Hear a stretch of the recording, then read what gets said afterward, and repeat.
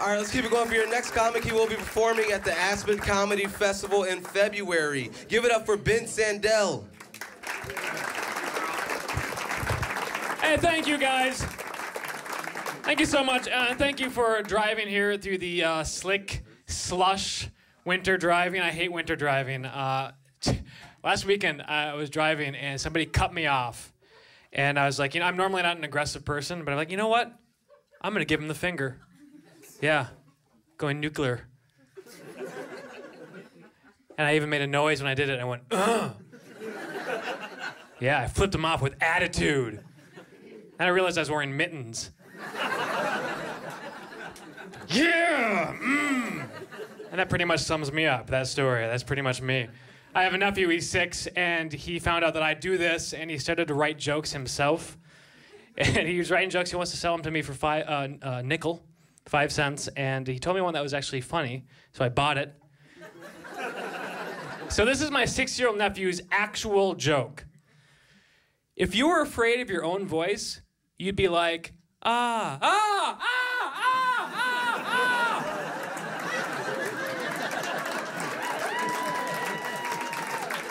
Yeah, thank you for clapping. He's not here, you could be like, boo, your nephew sucks, it doesn't matter, but thank you. He told that joke, and he's like, whoa, that's pretty funny, David. So the guy who's afraid of his own voice just ironically keeps getting louder and louder. That's pretty deep. And he looked at me, and he went, poop, poop, penis, and ran off. Like, whoa, so true. That is so zen. He's a zen master. He's got things figured out. Kids really do. Kids, they live in the moment. They're so enthusiastic about things. I was watching my nephew. He was jumping around on the furniture. He wasn't touching the ground. And I was like, what are you doing? And he said, oh, you don't know? The floor is lava. Your feet are on fire. And I was like, whoa! And I jumped back on the couch, and we played the game The Floor is Lava, which I remember playing as a kid, and it's still fun. Why do we stop playing that game? We should still play that game once in a while as adults. Just casually, house guests come over. Oh, by the way, the floor is lava. I put some throw pillows down, or boulders. There's some wine over here, if you can make it. Screw casual Fridays. How about the floor is lava Wednesdays? That's what we need. You and your boss jumping from desk to desk, like, you touched the floor, you're dead, back to work. That'd be so much fun. So be able to act like a kid again. It's good for the soul. We need like one day a month where we can act like a kid. One day a month where we can go to a department store and climb inside one of those circular clothing trees. Jump out and startle people. We need to do that.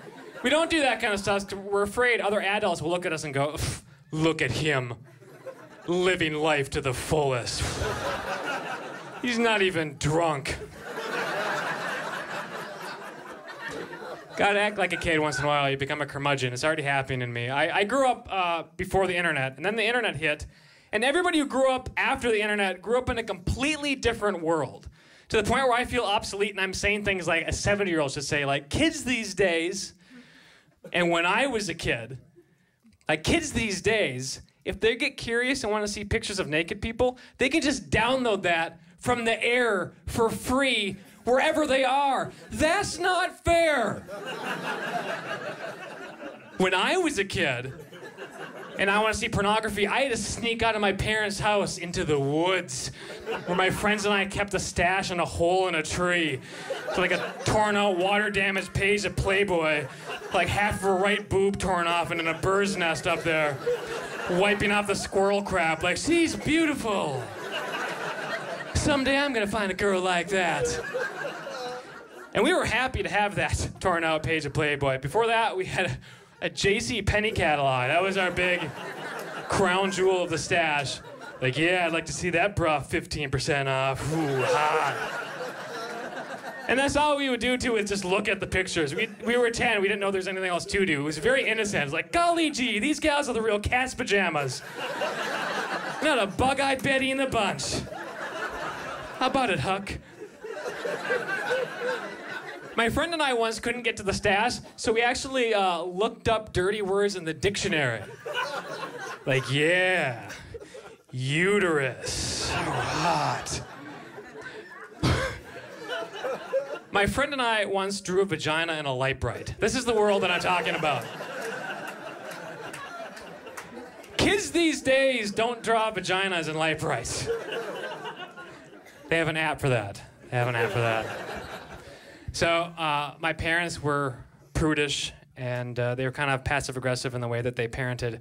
And when I got to junior high, they were concerned that I might start having sex. So they sat me down and said, listen, we're enrolling you in marching band.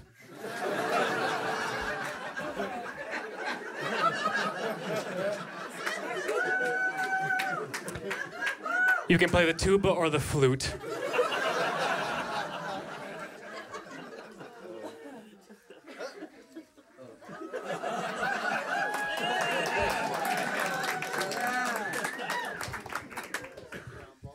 I play the trombone.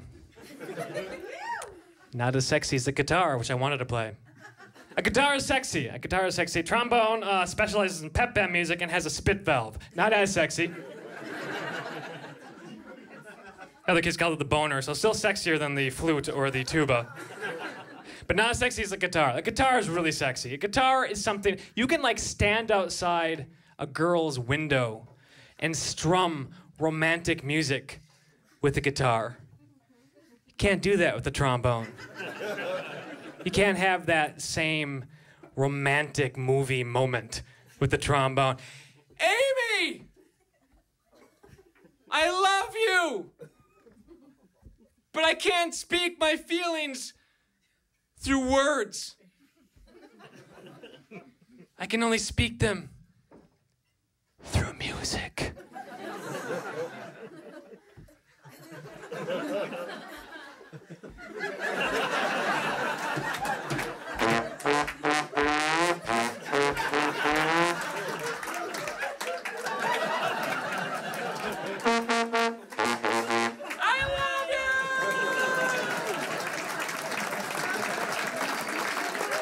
And Ben Sandel, enjoy the rest of your night. Thank you.